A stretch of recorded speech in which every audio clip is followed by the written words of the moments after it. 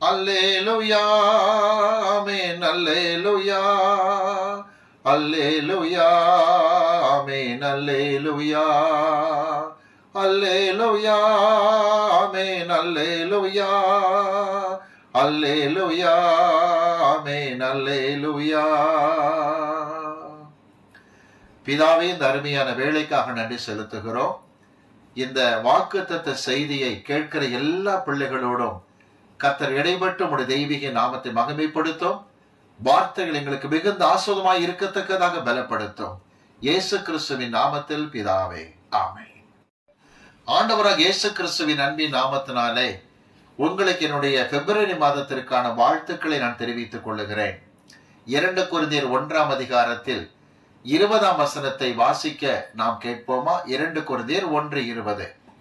எங்களால் தேவனுக்கு மகிமை உண்டாகும்படி தேவனுடைய வாக்குத்தத்தங்கள் எல்லாம் இயேசு கிறிஸ்துவுக்குள் ஆம் என்றும் அவருக்குள் ஆமென் என்றும் இருக்கிறதே. ஆண்டவர் நமக்கு எண்ணற்ற வாக்குத்தத்தங்களை கொடுத்திருக்கிறார். வேத புஸ்தகத்திலே எல்லா வாக்குத்தத்தங்களுமே கிறிஸ்துவுக்குள் ஆம் என்றும் ஆமென் என்றும் இருக்கிறது என்று பவுல் நமக்கு சொல்லுகின்றார்.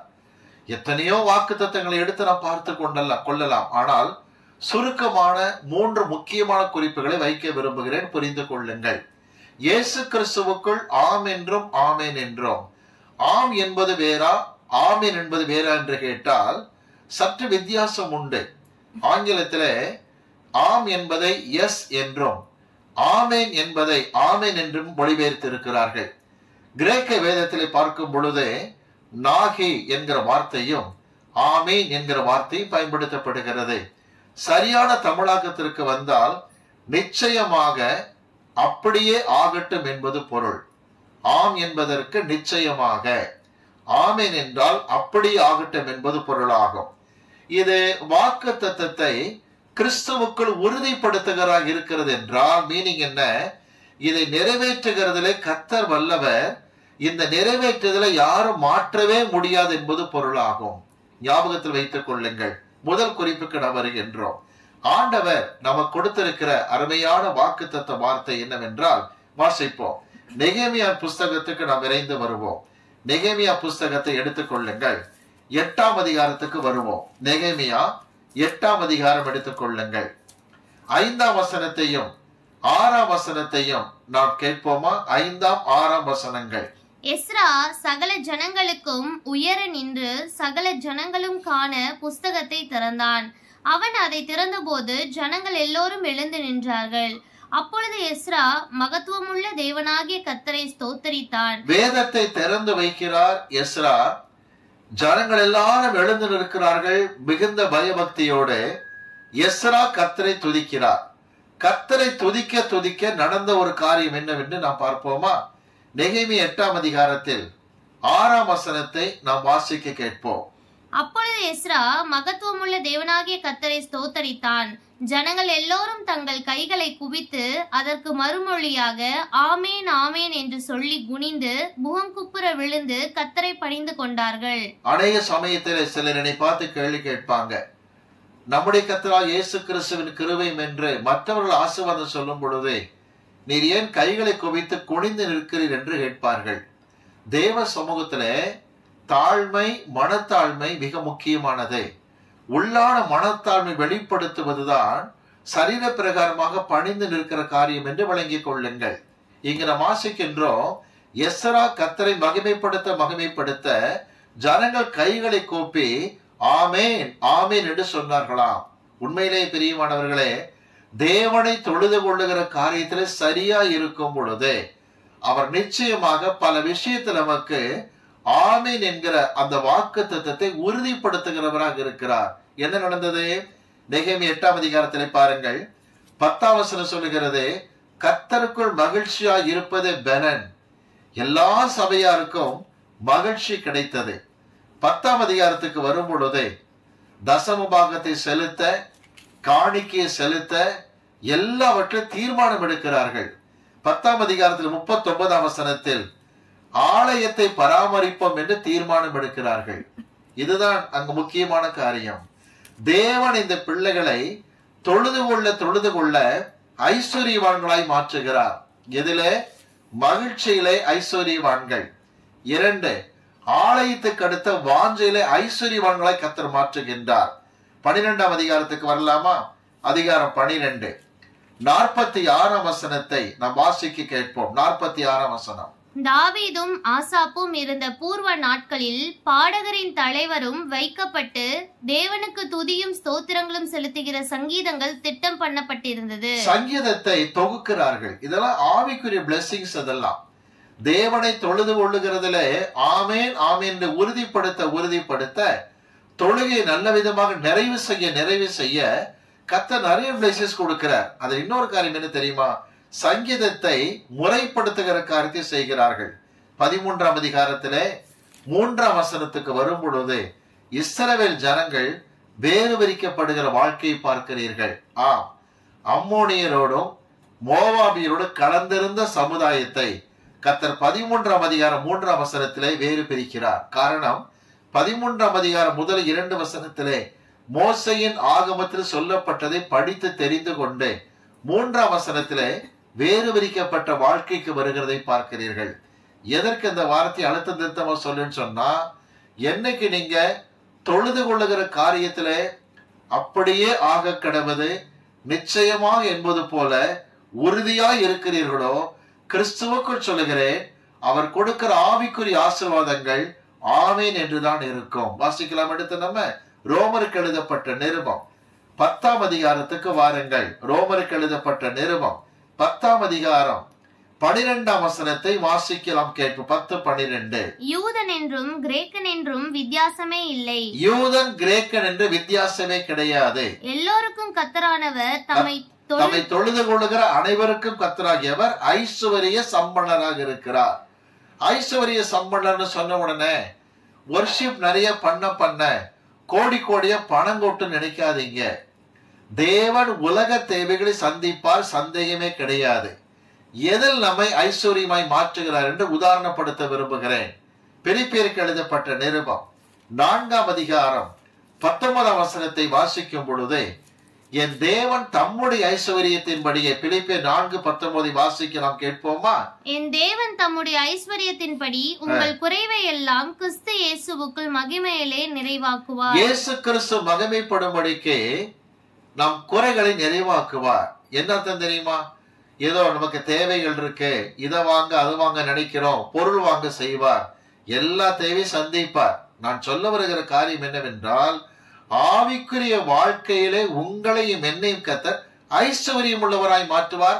தமது ஐஸ்வர்யத்தின்படியே உடைய என்ன குறை இருக்கோ சரி செய்வார். எப்பொழுது தெரியுமா? தொழுது கொள்ளுகிற காரியத்தில் சரியாய் இருக்கும் பொழுதே. ஒரு ஆதாரத்தை நாம் பார்க்கலாமா? அப்போஸ்தலர் நடவடிக்கைகள் திருப்பிக் கொள்வோம். 8ஆம் அதிகாரத்துக்கு விரைந்து வாருங்கள். அப்போஸ்தலர் நடவடிக்கைகள் 8ஆம் அதிகாரம் 27ஆம் வசனத்தை வாசிக்க நாம் கேட்போம். அந்தபடி அவன் எழுந்து போனான். அப்பொழுது எத்தியோப்பியருடைய ராஜஸ்திரியாகிய கந்தாகே என்பவளுக்கு மந்திரியும் அவளுடைய பொக்கிஷம் எல்லாவற்றிற்கும் தலைவனுமாயிருந்த எத்தியோப்பியன் ஆகிய ஒருவன் பணிந்து கொள்ளும்படி எருசலேமுக்கு வந்திருந்தார். தொழுகைக்காக எருசலேம் வந்திருந்தார். பணிந்து கொள்ள என்பது கிரேக்க வார்த்தையின்படியும் ஆங்கில வேதாகமத்தின்படியும் வொர்ஷிப் என்கிற அர்த்தத்தை காட்டுகிறது. தொழுகைக்காக வந்திருந்தவர் தான் எத்தியோப்பிய நிதி மந்திரி. தொழுகிறதுலே மிகுந்த சுவாரஸ்யமாக இருந்தார். அந்த தொழுகையினுடைய விளைவு என்ன தெரியுமா? வேதத்தை டிராவல் பண்ணும்போது படித்துக் கொண்டே போகின்றார். அப்பொழுது நடக்கிறது என்ன? வாசிப்போம். அப்போஸ்தலர் நடவடிக்கைகள் 8ஆம் அதிகாரத்திலே 28ஆம் வசனத்தை வாசிப்போம். ஊருக்கு திரும்பி போகும்போது தன் ரதத்திலே உட்கார்ந்து ஏசாயா தீர்க்கதரிசியின் ஆகமத்தை வாசித்துக் கொண்டிருந்தான். தொழுகையிலே உண்மையாக இருக்கிற மந்திரி வேதத்தை வாசிக்கிறதிலே ஆர்வத்தை காட்டினார். ஆனால் அர்த்தம் தெரியாமல் வாசித்துக் கொண்டே போனார். இப்பொழுது பிலிப்பு ஏறி உட்கார்ந்து வாசிக்கிறதின் கருத்தை விளக்கம் கொடுக்கும் போது 35ஆம் வசனம் வாசிங்க. வசனம் 35. அப்பொழுது பிலிப்பு பேச தொடங்கி இந்த வேத வாக்கியத்தை முன்னிட்டு இயேசுவை குறித்து அவனுக்கு பிரசங்கித்தான். இப்ப மந்திரி எல்லா பிரசங்க வார்த்தை கேட்டார். முடிவு என்ன தெரியுமா? 38ஆம் வசனம் 39ஆம் வசனம் வாசிங்க. அப்போஸ்தலர் 8:38, 39. அவர்கள் தண்ணீரில் இருந்து கரையேறின போது கர்த்தருடைய ஆவியானவர் பிலிப்பை கொண்டு போய் விட்டார். மந்திரி அப்புறம் அவனை காணாமல் சந்தோஷத்தோட தன் வழியே போனான். 38ஆம் வசனம் வாசிங்க. ரதத்தை நிறுத்தச் சொன்னான். அப்பொழுது பிலிப்பும் மந்திரியும் ஆகிய இருவரும் தண்ணீரில் இறங்கினார்கள். பிலிப்பு அவனுக்கு ஞானஸ்நானம் கொடுத்தான். ஞானஸ்நானம் குறையாக இருந்தது. மந்திரி அவர்களே, தொழுகிறீர்கள், வேதத்திலே வாஞ்சியாக இருக்கிறீர்கள், எல்லாம் சரிதான், உமக்கு ஒரு குறை இருக்கிறது. ஐஸ்வர்ய சம்பனர் பார்த்து கொண்டிருக்கிறார், அவர்தான் கிறிஸ்து. என்ன திரும்ப செய்தார்? அந்த குறைவை நிறைவாக்கினார். ஞானஸ்நானம் எடுக்கும்படிக்கு செய்தார். சந்தோஷத்தால் நிரப்பினார். திரும்ப சொல்லுகின்றேன், தமது ஐஸ்வர்யத்தின்படி குறைவை நிறைவாக்குவார். எப்பொழுது? தொழுகையிலே சரியாய் இருக்கும்போது. தம்மை தொழுது கொள்ளுகிற யாவருக்கும் இயேசு ஐஸ்வர்ய சம்பன்னர். காரணம், தொழுகை நேரத்தில் ஆமேன் ஆமேன் என்று இஸ்ரவேல் ஜனங்கள் சொல்லி தொழுது கொண்டது போல உறுதிப்பாட்டோடு தொழுகையில் இருக்கும் பொழுது நிச்சயமாய் நமது ஆவிக்குரிய குறைகளை அவர் போக்க வல்லவராக இருக்கிறார் என்று விளங்கிக் கொள்ளுங்கள். தொழுகை என்று சொல்லும்போது சில எச்சரிக்கையான வார்த்தையை சொல்ல விரும்புகிறேன். ஒரு முறை கிராமத்தில் ஒரு பிரசங்கியார் சென்றார். கிராம மக்களுக்கு சத்தியங்கள் ஓரளவு தெரிந்திருந்தன. இந்த பிரசங்கியார் சென்றதுமே கையில வேதத்தை எடுத்து திறந்து வைத்தார். ஜனங்கள் முன்னே கூடினார்கள். என்ன ஆரம்பித்தார் தெரியுமா? ஏசாயா தீர்க்கதரிசியின் புஸ்தகம் 61ஆம் அதிகாரம் 1ஆம் வசனத்தை துவக்கினார். ஏசாயா 61 1ஆம் வசனத்தை வாசிக்க நாம் கேட்போம். கர்த்தராகிய தேவனுடைய ஆவியானவர் என்மேல் இருக்கிறார். அவ்வளவுதான். கர்த்தராகிய ஆண்டவருடைய ஆவியானவர் என்மேல் இருக்கிறான்னு படிச்சுக்கிட்டே இருக்கும் போதே கேட்ட ஜனங்க பொத்தனை கீழே விழுந்துட்டாங்க. ஐயா மேல ஆவியானவர் இருக்கிறார், எல்லாரும் நெடுஞ்சாங்கனே விழுந்து கிடக்கிறாங்க. இவர் பைபிள் படிச்சுட்டே வரார். அவர் என்மேல் இருக்கிறார்னு ஆரம்பிச்சு 3ஆம் வசனம் பாருங்க. ஏசாயா 61:3. சீயோனிலே துயரப்பட்டவர்களை சீர்படுத்தவும், அவர்களுக்கு சாம்பலுக்கு பதிலாக சிங்காரத்தையும், துயரத்திற்கு பதிலாக ஆனந்த தைலத்தையும், ஒடுங்கின ஆவிக்கு பதிலாக துதியின் உடையையும் கொடுக்கவும் அவர் என்னை அனுப்பினார் என்று ஏசாயா சொல்லுகிறார்னு சொல்லிட்டு நிமிர்ந்து பார்க்கிறாரு. எல்லாம் கீழே விழுந்து கிடக்கிறாங்க.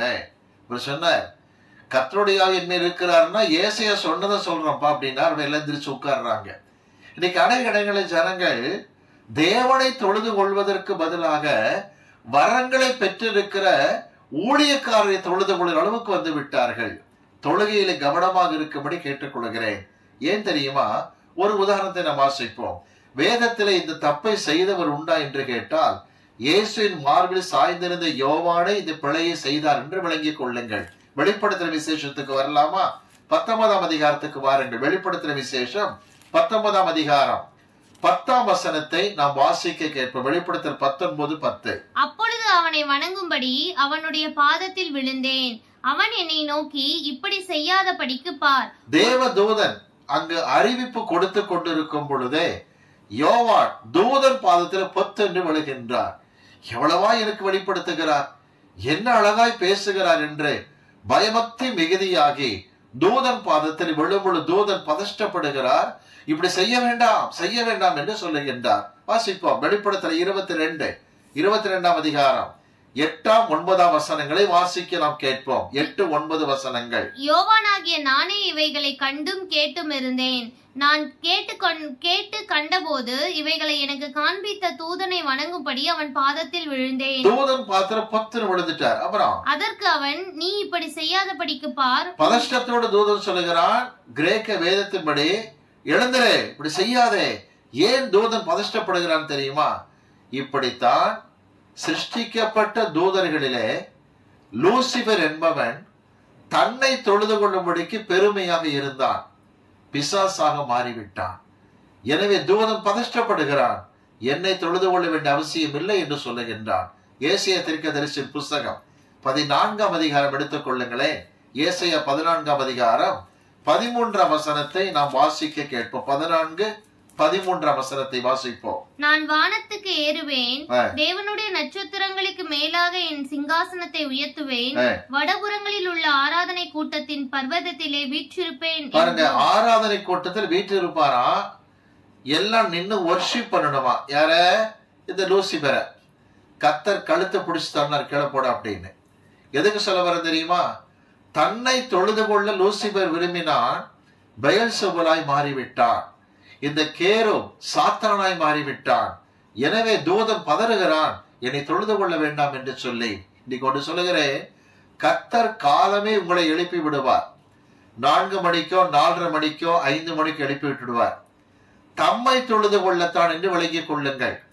உங்களை சுத்திகரித்துக் கொள்ளுங்கள், ஆயத்தப்படுத்திக் கொள்ளுங்கள், முழங்கால் படியிடுங்கள், கர்த்தரை துதித்து பாடுங்கள், அவர் வொர்ஷிப் பண்ணுங்க. அவர் வொர்ஷிப் பண்றதுக்கு பதிலா வேற எதையும் வொர்ஷிப் பண்ணாதீங்க. சில பேர் காலையில் எழுந்திருந்த உடனே முகத்தை கழுவன உடனேயே எதுல விழிப்பாங்கன்னா செல்போன்ல தான் விழிப்பாங்க. இன்னைக்கு என்ன வாக்குத்தத்தம் வந்திருக்கிறது? அது 2வது. முதல்ல கர்த்தரை தொழுது கொள்ளுங்கிற செல்போன், யூடியூப், இன்னுமாக இன்ஸ்டாகிராம், இன்னும் என்னென்ன காரியம் இருக்கிற வாட்ஸ்அப் மெசேஜஸ், இவைகளை நீங்கள் தொழுது கொள்ள வேண்டாம் என்று சொல்லுகிறேன். இவைகளெல்லாம் செய்தி அறிவிக்கிற தூதர்கள் தான். தயவு செய்து கவனித்துக் கொள்ளுங்கள். நீங்கள் நேரடியாக முழங்கால் படியிட்டு கர்த்தரை தொழுது கொள்ளுகிற பிள்ளைகளாக இருக்க வேண்டும் என்று சொல்லுகிறேன். அதே சமயத்திலே தொழுகையிலே ஒழுங்கு என்பது தேவையாக இருக்கிறது. நல்ல வாயை திறந்து கர்த்தர் தொழுது கொள்ளுகிற காரியத்தில் நேர்த்தியாக இருங்கள் என்று சொல்லுகின்றேன். நிறைய சபைகள்ல பிரச்சனை இதுதான். ஸ்தோத்திரம் என்கிற வார்த்தையை கூட ஒழுங்காக உச்சரிக்க துப்பில்லாம இருக்காங்க. ஸ்தோத்திரம் பண்ணும் என்று சொன்னால் ஸ்தோத்திரம் ஸ்தோத்திரம் என்று சொல்ல வேண்டும். ஆனா இழுத்து செய்யாதீங்க. சோதிரம் சோதிரம் சோதிரம் அப்படி இழுக்க கூடாது. ஏதோ பஸ் ஸ்டாண்டு கடலை மிட்டா வியாபாரி சத்தம் போடுற மாதிரி இருக்கு. வாட்டர் பாக்கெட் சுண்டல் வித்துட்டு போக பாருங்க, அது மாதிரி இருக்கு. உன் வாயை விரிவாய் தர நன்மையால் நிரப்புவே என்று சொன்ன அர்த்தம் என்ன தெரியுமா? தெளிவாக பேசுன்னு அர்த்தம். ஒழுக்கத்தோடு ஸ்தோத்தரித்தாதான் அது நிச்சயமாக உறுதிப்படுத்தப்பட்டிருக்கும் என்று பவுல் சொல்லுகின்றார். வாசிக்கலாமா? 1 கொரிந்தியர் 14ஆம் அதிகாரம் எடுத்துக் கொள்ளுங்கள். 1 கொரிந்தியர் 14ஆம் அதிகாரம் 15ஆம் வசனத்திலிருந்து 17 வரைக்கும் வாசியுங்கள். 15 முதல் 17. இப்படி இருக்க செய்ய வேண்டுவதென்ன? நான் ஆவியோடும் விண்ணப்பம் பண்ணுவேன், கருத்தோடும் விண்ணப்பம் பண்ணுவேன். நான் ஆவியோடு பாடுவேன், கருத்தோடும் பாடுவேன். ஆவியோடு பாடுங்கள், ஆவியோடு ஜெபம் பண்ணுங்கள்.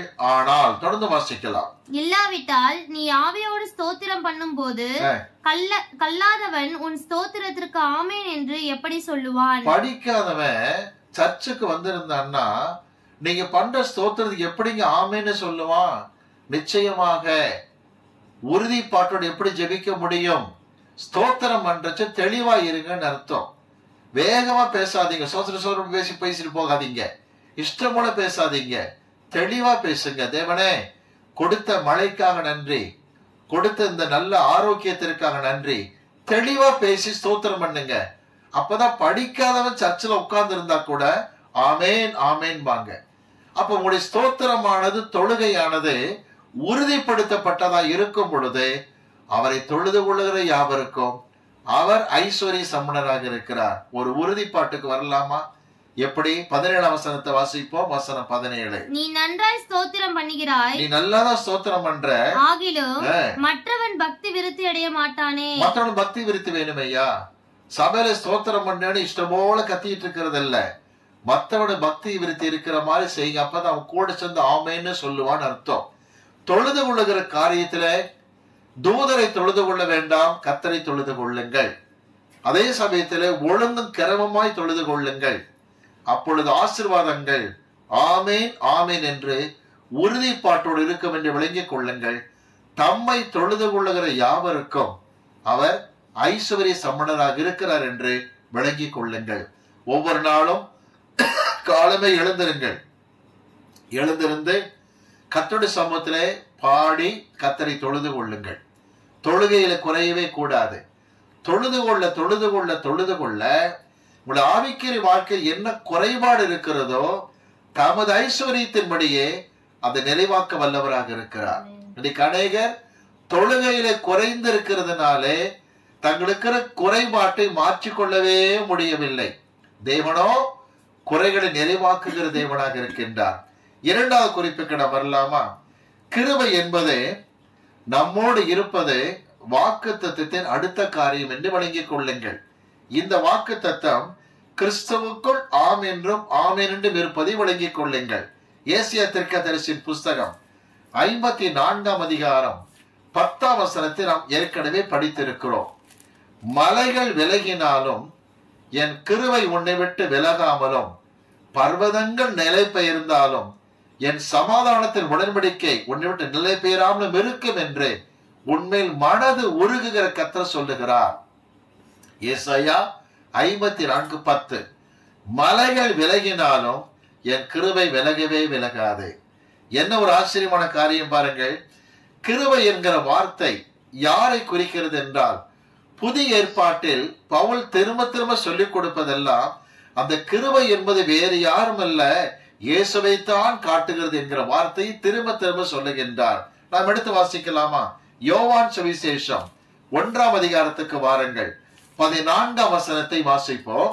யோவானுடைய அபிப்பிராயத்தை பாருங்கள். யோவான் 1:14 வசனம். அந்த வார்த்தை மாம்சமாகி கிருபையினாலும் சத்தியத்தினாலும் நிறைந்தவராய் நமக்குள்ளே வாசம் பண்ணினார். இயேசுவே கிருபையில் சத்தியத்தில் நிறைந்தவராய் நமக்குள்ளே வாசம் பண்ணினார். 17ஆம் வசனம் வாசிங்க. வசனம் 17. எப்படியெனில் நியாயப்பிரமாணம் மோசேயின் மூலமாய் கொடுக்கப்பட்டது, கிருபையும் சத்தியமும் இயேசு கிறிஸ்துவின் மூலமாய் உண்டாயின. கிருபை உண்டானதே கிறிஸ்துவால் உண்டானது என்று வாசிக்கின்றோம். ரோமர் 5ஆம் அதிகாரத்துக்கு வாருங்கள். 21ஆம் வசனத்தை வாசிக்க நாம் கேட்போம். ரோமர் 5:21ஆம் வசனத்தை வாசிக்க நாம் கேட்போம். ஆதலால் பாவம் மரணத்துக்கு ஏதுவாக ஆண்டு கொண்டது போல கிருபையானது நம்முடைய கர்த்தராகிய இயேசு கிறிஸ்துவின் மூலமாய் நீதியினாலே நித்திய ஜீவனுக்கு ஏதுவாக ஆண்டு கொண்டது. இயேசு கிறிஸ்துவின் நிமித்தமாக அவர் மூலமாக கிருபை நம்மை ஆண்டு கொண்டது. வாசிக்கலாம். 6ஆம் அதிகாரத்திலே, ரோமர் 6ஆம் அதிகாரம் 23ஆம் வசனத்தை வாசிக்க கேட்போம். 6:23. பாவத்தின் சம்பளம் மரணம், தேவனுடைய கிருபை வரமோ நம்முடைய கர்த்தராகிய இயேசு கிறிஸ்துவினால் உண்டான நித்திய ஜீவன். இந்த கிருபை வரம் என்பது இயேசுவால் ஏற்பட்டது. ஒன்று மட்டும் உண்மை, மலைகள் விலகினாலும் என் கிருபை விலகாது. யார் இந்த கிருபை? இயேசு கிறிஸ்துதான் நமக்கு தேவ கிருபையாக இருக்கிறார். நம்மை விட்டு விலகாதபடிக்கு இருப்பார். வாசிக்கலாமா? மத்தேயு சுவிசேஷம் 28ஆம் அதிகாரம். மத்தேயு 28ஆம் அதிகாரத்தில் 20ஆம் வசனத்தை வாசிக்க நாம் கேட்போம். மத்தேயு 28:20. நான் உங்களுக்கு கட்டளையிட்ட யாவையும் அவர்கள் கை கொள்ளும்படி அவர்களுக்கு உபதேசம் பண்ணுங்கள். இதோ உலகத்தின் முடிவு பரியந்தம் சகல நாட்களிலும் நான் உங்களுடனே கூட இருக்கிறேன். கிருபை சொல்லுகிறார், உலகத்தின் முடிவு பரியந்தம் சகல நாட்களிலும் நான் உங்களோடு கூட இருக்கின்றேன். கிருபை நம்மை விட்டு விலகுவதில்லை. இந்த கிருபை விலகாது இருக்கும்படிக்கு கிருபையை கொண்டு வாழ்த்தும் பொழுதுதான் ஆம் என்றும் ஆமேன் என்றும் வேதம் நமக்கு உறுதிப்படுத்துகிறது. வாசிக்க நாம் கேட்போம். கலாத்தியருக்கு எழுதப்பட்ட நிருபம் 6ஆம் அதிகாரத்துக்கு வாருங்கள். கலாத்தியர் 6:18ஆம் வசனத்தை வாசிக்கும்படி கேட்டுக்கொள்கிறேன். கலாத்தியர் 6:18. சகோதரரே, நம்முடைய கர்த்தராகிய இயேசு கிறிஸ்துவின் கிருபை உங்கள் ஆவியுடனே கூட இருப்பதாக. ஆமேன். கிருபை இருப்பதாக ஆமேன் என்று முடிகிறது. இயேசு கிறிஸ்துவுக்குள் ஆம் என்றும் ஆமேன் என்றும் இருக்கிறது. என்ன வாக்குத்தத்தம்? கிருபை நம்மோடு இருக்கிற காரியம். வாசிப்போம். 2 தீமோத்தேயு நிருபத்தை எடுத்துக் கொள்ளுங்கள். 4ஆம் அதிகாரத்துக்கு வருவோம். 2 தீமோத்தேயு 4ஆம் அதிகாரம் 22ஆம் வசனத்தை வாசிக்க கேட்போம். வசனம் 22. கர்த்தராகிய இயேசு கிறிஸ்து உன் ஆவியுடனே கூட இருப்பாராக. கிருபை உங்களோடு இருப்பதாக. ஆமேன். கிருபை உங்கள் கூட இருப்பதாக. ஆமேன். பிலேமோனுக்கு எழுதப்பட்ட நிருபத்துக்கு வாருங்கள். பிலேமோனுக்கு எழுதப்பட்ட நிருபம் 25ஆம் வசனத்தை வாசிக்க நாம் கேட்போம். பிலேமோன் 25ஆம் வசனத்திலே பவுல் அப்போஸ்தலன் இப்படித்தான் அந்த குறிப்பிட்ட நிருபத்தை முடிக்கும் போது சொல்லுகிறார். பிலேமோன் 25ஆம் வசனத்திலே கிருபையானது உங்கள் கூட இருப்பதாக ஆமேன் என்று சொல்லுகின்றார். வேதத்திலே இதுக்கு நிறைய எடுத்துக்காட்டுகளை கொண்டு வரலாம். உண்மையிலே சொல்லுகிறேன், கிருபை நம் கூட இருக்கிறது என்றால் இயேசு நம்மோடு இருக்கின்றார். ஆமேன் என்று சொல்லுகின்றார். இந்த கிருபை என்பது சில இடத்துல தேவனுடைய தயவு என்று மொழிபெயர்க்கப்பட்டிருக்கிறது. அவருடைய எச்சரிக்கையான வார்த்தையை வாசிக்கலாமா? ரோமருக்கு எழுதப்பட்ட நிருபம் 2ஆம் அதிகாரம். ரோமருக்கு எழுதப்பட்ட நிருபம் 2ஆம் அதிகாரம் 4ஆம் வசனம் 5ஆம் வசனத்தை நாம் வாசிக்க கேட்போம். 4-5 வசனங்கள். அல்லது தேவ தயவு நீ குணப்படும்படி உன்னை ஏவுகிறது என்று அறியாமல், கிறிஸ்துவின் கிருபை கிருபையாகிய அவர் உன்னை குணப்படும்படி ஏவுகிறார் என்பதை நீ அறியாமல், அவருடைய தயவு, பொறுமை, நீடிய சாந்தம் இவைகளின் ஐஸ்வர்யத்தை அசட்டை பண்ணுகிறாயோ? உன் மன கடினத்திற்கும் குணப்படாத இருதயத்திற்கும் ஏற்றபடி தேவனுடைய நீதியுள்ள தீர்ப்பு வெளிப்படும் கோபாக்கினை நாளிலே உனக்காக கோபாக்கினையை குவித்துக் கொள்கிறாயே. இந்த காலை நேரத்துல பிப்ரவரி மாதத்தினுடைய துவக்கத்துல ஒரு எச்சரிக்கை கொடுக்கிறேன். ஜெப வாழ்க்கை, தேவனை தொழுது கொள்ளுதல், ஆலயத்துக்கு உண்மையாக வந்து அட்டன் பண்ணுகிற காரியங்கள், காணிக்கை கர்த்தருக்கு கொடுப்பது, தசம பாகத்தின் காரியங்கள், எல்லா விதத்திலுமே உண்மையாய் இருக்க கற்றுக்கொள்ளுங்கள். கிருபையாய் கர்த்தர் உங்களை சம்பாதிக்க பலன் தருகிறார். கிருபையாய் கர்த்தர் ஆசீர்வதித்துக் கொண்டிருக்கின்றார். ஆமேன் ஆமேன் என்று உறுதிப்படுத்திக் கொண்டிருக்கிறார். இந்த தேவ தயவு நீர் குணப்படும்படி கேள்வி கொண்டிருக்கிறது. இன்னும் விரயத்தை கடினப்படுத்தி ஜெப வாழ்க்கை ஒழுங்காக வாழாதபடிக்கு தேவ ஊழியரை பார்க்கிறதில் வேஷம் போடுகிற பழக்கம் இருக்குமானால், திரும்ப சொல்கிறேன், நீங்க தேவ ஊழியக்காரர் கூட ஏமாற்றி விடலாம், தேவனை ஏமாற்றவே முடியாது. தேவனுடைய வார்த்தை என்ன சொல்ல கீழ்ப்படிய கற்றுக்கொள்ளுங்கள். தேவ தயவு உங்களை குணப்படும்படிக்கு ஏவி கொண்டிருக்கிறது. அவர் கிருபையை போருக்கு அழைக்காதபடிக்கு ஜாக்கிரதையாக இருங்கள். திரும்ப சொல்லுகிறேன், அவர் கிருபையை யுத்தத்துக்கு அழைக்காதபடிக்கு ஜாக்கிரதையாக இருங்கள். அவர் என்றைக்கு நம்மோடு இருக்கின்றார். கிருபை விலகாது இருக்கிறது. ஆமேன் ஆமேன் என்று வேதம் உறுதிப்படுத்துகிறது. எல்லா வாக்குத்தத்தங்களும் கிறிஸ்துவுக்குள் ஆமென்றும் ஆமேன் என்றும் இருக்கின்றது. மூன்றாவது குறிப்பை நாம் பார்க்கலாம். நமது எதிர்கால நம்பிக்கையில் இவர் ஆமேன் ஆம் என்றுதான் காணப்படுகிறார் என்று விளங்கிக் கொள்ளுங்கள். வெளிப்படுத்துகிற விசேஷம் எடுத்துக்கொள்வோம். 3ஆம் அதிகாரம் 14ஆம் வசனத்தை நாம் வாசிப்போம். 3:14. லவோதிகேயா சபையின் தூதனுக்கு நீ எழுத வேண்டியது என்னவெனில், உண்மையும் சத்தியமும் உள்ள சாட்சியும் தேவனுடைய சிருஷ்டிக்கு ஆதியுமாய் இருக்கிற ஆமேன் என்பவர் சொல்கிறதாவது. லவோதிகேயா சபைக்கு ஆண்டவர் ஆமேன் என்பவர் என்று தன்னை வெளிப்படுத்துகிறார். நான் ஆதியாக இருக்கிறேன், கர்த்தருடைய சிருஷ்டிப்புக்கு நான் ஆமேன் என்பவராகவே இருக்கிறேன். கிறிஸ்துவே அந்த ஆமேன் என்பவர். லவோதிகேயா சபைக்கு எச்சரிக்கையாக சொல்லுகிறார். ஒரு ஆச்சரியம் என்ன தெரியுமா? நம்ம எல்லாம் ஜெபத்தை முடிக்கும் போது இயேசுவின் நாமத்தில் ஜெபிக்கிறோம் பிதாவே ஆமேன்னு முடிப்போம். ஆனா பைபிள்ல கடைசி ஜெபம் ஆமேன் என்றுதான் துவங்குகிறதை பார்க்கிறீர்கள். வாசிக்கலாமா? வெளிப்படுத்துற விசேஷம் 22ஆம் அதிகாரம், வெளிப்படுத்துற 22ஆம் அதிகாரம் 20ஆம் வசனத்தை வாசிக்கலாம். வசனம் 20. இவைகளை சாட்சியாக அறிவிக்கிறவர் மெய்யாகவே நான் சீக்கிரம் வருகிறேன் என்கிறார். ஆமேன். கர்த்தராகிய இயேசுவே வாரும். இந்த கர்த்தராகிய இயேசு கிறிஸ்துவே வாரும் என்கிற வார்த்தை வரும் பொழுது ஆமேன் முன்னுக்கு வருகிறதை பார்க்கிறீர்கள். ஆம், தேவன் நம்ம என்ன நம்பி இருக்கிறோமோ அதில் தான் அவர் ஆம் என்றும் ஆமேன் என்றும் இருக்கின்றார். என்ன நம்பிக்கை? இயேசு வருவார். ரகசிய வருகை நிச்சயமாக உண்டு. இந்த ரகசிய வருகையிலே உயிரோடு இருக்கிற நம்மை கர்த்தர் தமது நாமத்தின் மகிமைக்காக மறுரூபப்படுத்துவார். மரணத்தை காணாமலேயே நாம் மேலே எடுத்துக் கொள்ளப்படுவோம். கல்லறைகள் வெடித்து செதறி மரித்த பரிசுத்தவான்கள் உயிரோடு எழுந்து அவர்கள் மேலே வருவார்கள். என்ன அர்த்தம் தெரியுமா?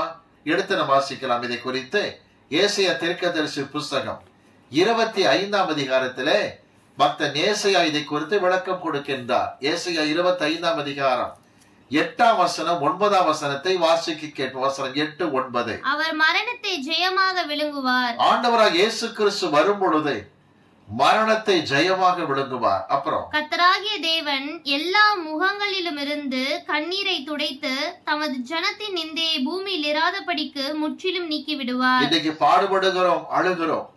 ரகசிய வருகை வரும் பொழுது நம்மை மறுரூபமாக்குகிற ஆண்டவர், மரித்தோரை எழும்ப பண்ணுகிற தேவன் எல்லார் முகங்களில் இருந்தும் கண்ணீரை நிச்சயமாக துடைத்து போடுவார். தொடர்ந்து வாசிப்போம். கர்த்தரே இதை சொன்னார். அக்காலத்திலே இதோ இவரே நம்முடைய தேவன், இவருக்காக காத்திருந்தோம், இவர் நம்மை ரட்சிப்பார், இவரே கர்த்தர், இவருக்காக காத்திருந்தோம், இவருடைய ரட்சிப்பினால் கலிகூர்ந்து மகிழ்வோம் என்று சொல்லப்படும். எல்லா ஜனங்களும் கர்த்தரை ரட்சகராக பார்ப்பார்கள். பாடுகளில் இருந்து வேதனைகளில் இருந்து ரட்சிக்கிறவர் வரப்போகின்றார். எனவே தான் எபிரேயருக்கு எழுதப்பட்ட நிருபம் 9ஆம் அதிகாரத்தில் இப்படி வாசிக்கின்றோம். தமக்காய் காத்து கொண்டிருக்கிறவர்களுக்கு ரட்சிப்பை அருளும்படி 2ஆம் தரம் பாவம் இல்லாமல் வருவார் என்று சொல்லி எபிரேயருக்கு எழுதப்பட்ட நிருபத்திலே 9ஆம் அதிகாரத்தின் கடைசி வசனத்தில் நாம் இதை குறித்து படிக்கின்றோம். நல்லது பிரியமானவர்களே, இன்னும் விளக்கமாய் பார்ப்போம். யோவான் சுவிசேஷம் 11ஆம் அதிகாரத்தில் 25, 26 வசனத்தில் கிறிஸ்து இப்படி சொன்னார். வாசிக்கலாமா? யோவான் 11, 25, 26. இயேசு அவளை நோக்கி, நானே உயிர்த்தெழுதலும் ஜீவனுமாய் இருக்கிறேன். ஆண்டு சொல்லுகிறார், ஏற்கனவே மரணத்தை தழுவி அடக்கம் பண்ணப்பட்டிருக்கிற பரிசுத்தவான்களுக்கு நான் உயிர்த்தெழுதலாக இருப்பேன் என்று சொல்லுகின்றார். அப்புறம் ஜீவனுமாய் இருக்கிறேன், உயிரோடு இருக்கிற உங்களுக்கும் எனக்கும் அவர் இன்றைக்கும் ஜீவனாக இருக்கிறார். தொடர்ந்து வாசிங்க. என்னை விசுவாசிக்கிறவன் மரித்தாலும் பிழைப்பான். கல்லறைக்குள் அடக்கம் பண்ணப்பட்டிருந்தாலும் உயிரோடு வருவார் என்பது பொருள். அப்புறம் உயிரோடு இருந்து என்னை விசுவாசிக்கிறவன் எவனும் என்றென்றைக்கும் அறியாமலும் இருப்பான். உயிரோடு இருந்து விசுவாசிக்கிற நாம் மரணத்தை காணாமலேயே மறுரூபமாக்கப்பட்டு விடுவோம். என்ன சங்கீதம் நான் பாட போற இந்த நேரத்துல? 1 கொரிந்தியர் 15ஆம் அதிகாரம் எடுத்துக்கொள்ளுங்கள். 1 கொரிந்தியர் 15ஆம் அதிகாரம் வாசிப்போம்.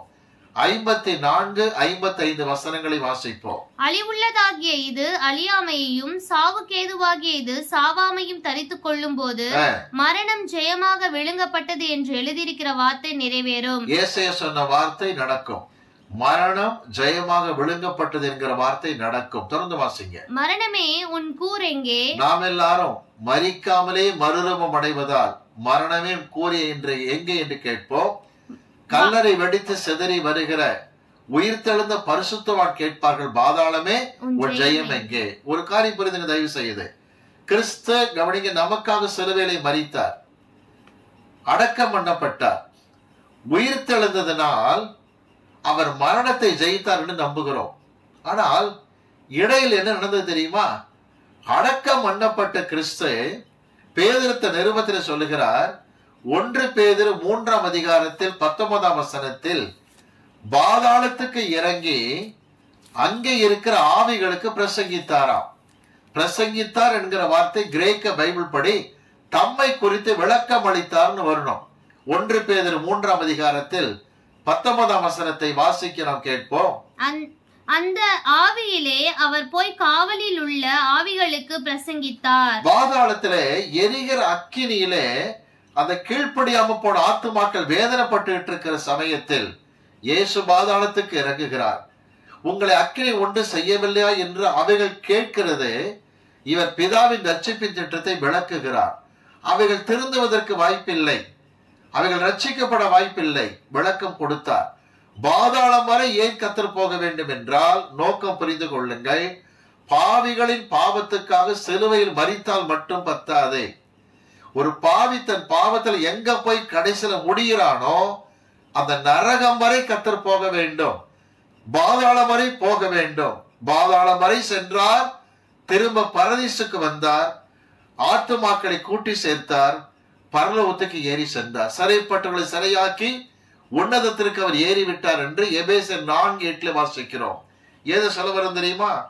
அவர் மரணத்தை ஜெயித்து உயிர்த்தார், பாதாளத்தை விட்டு வெளியே வந்தார், பாதாளத்தையும் ஜெயித்தார். எனவே நம்முடைய நம்பிக்கை என்ன தெரியுமா? நாள் வரும், மரணத்தை காணாமல் நாம் எடுத்துக் கொள்ளப்படுவோம். மரணம் ஜெயமாக விழுங்கப்பட்டது. பாதாளத்தின் வல்லமைக்கு நீங்களாக்கி கர்த்தர் மரித்த பரிசுத்தவான்களை மேலே கொண்டு வரப்போகிறார். இதைத்தான் இயேசு கிறிஸ்து ஆம் என்றும் ஆமீன் என்று உறுதிப்படுத்துகின்றார். வாசிக்கலாமா? வெளிப்படுத்தின விசேஷம் 1ஆம் அதிகாரத்துக்கு வாருங்கள். வெளிப்படுத்தின விசேஷம் 1ஆம் அதிகாரம் 18ஆம் வசனத்தை வாசிக்கலாம். கேட்போம். வசனம் 18. மரித்தேன், ஆனாலும் இதோ சதா காலங்களிலும் உயிரோடு இருக்கிறேன். ஆமென். ஆமென். வாசிங்க. நான் மரணத்திற்கும் பாதாளத்துக்கும் உரிய திறவுகோல்களை உடையவராக இருக்கிறேன். நரகம் வரை சென்றார், பாதாளம் வரை சென்றார், மேலே வந்தார், அடக்கம் பண்ணப்பட்டார், உயிர்த்தெழுந்தார். ஆமென். நான் மரணத்துக்கும் பாதாளத்துக்கும் உரிய திறவுகோலை உடையவர். அவருடைய வாக்குத்தத்தங்கள் எல்லாம் கிறிஸ்துவுக்குள் ஆம் என்றும் ஆமீன் என்றும் இருக்கிறது. ஒன்று அறிந்து கொள்ளுங்கள், இந்த வாக்குத்தத்தத்தின் ஆசீர்வாதத்தை பெற வேண்டுமானால் தொழுகையிலே ஒரு நாளும் குறைய வேண்டாம். அவர் கிருபையை போருக்கு அழைக்காதபடிக்கு, கிருபை உங்களை விட்டு விலகாதபடிக்கு பாதுகாத்துக் கொள்ளுங்கள். அப்பொழுது மூன்றாம் காரியம் என்ன? ஆண்டவர் ரகசிய வருகையிலே நம்மை சேர்த்துக் கொள்வார். அதையும் அவர் ஆம் என்றும் ஆமென் என்றும் உறுதிப்படுத்தி இருக்கிறார். பிரார்த்தனை செய்யலாம். ஆண்டு சமூகத்திலே கண்களை மூடி கர்த்தருடைய சமூகத்தை நோக்கி நாம் பார்ப்போம். எல்லாரும் ஜெபத்தில் இருப்போம். பிதாவே, இந்த அருமையான வேலைக்காக உமக்கு நன்றி. நாங்கள் பகிர்ந்து பேசிக்கொண்ட வாக்குத்தத்த வார்த்தைக்காய் ஸ்தோத்திரம். நாங்கள் தொழுகையிலே குறையக்கூடாது என்று இந்த மாதத்துல எச்சரிக்கையாய் பேசி இருக்கிறீரப்பா. ஒவ்வொரு நாளும் தொழுகையை நாங்கள் முன்னேறும் பொழுது ஐஸ்வர்ய சம்பனராக கர்த்தர் விளங்கி எங்கள் குறைவையெல்லாம் நிறைவாக்குவீர். அதற்காய் ஸ்தோத்திரம். தொழுகையிலே குறையாதபடிக்கு பாதுகாத்துக் கொள்ளும். அது மட்டுமல்ல கர்த்தாவே, கிருபையாய் இயேசு கிறிஸ்து எங்கள் கூடவே இருப்பதற்காக, விலகாதிருப்பதற்காக உமக்கு ஸ்தோத்திரம். இந்த கிருபையை நாங்கள் காத்துக்கொள்ள அனுக்கிரகம் செய்திடணும். தகப்பனே, மரணத்துக்கு பாதாளத்துக்கு திறவுகோலை உடையவரே, வருகைக்கென்று ஆயத்தப்பட்டிருக்க அந்த வாக்குத்தத்தத்தையும் ஆம் என்றும் ஆமென் என்றும் உறுதிப்படுத்தி இருப்பதற்காய் ஸ்தோத்திரம். சத்தியத்தை கேட்ட எல்லாரையும் வருகைக்கென்று ஆயத்தப்படுத்தி பாதுகாத்துக் கொள்ளும். இயேசு கிறிஸ்துவின் நாமத்தில் பிதாவே, ஆமென்.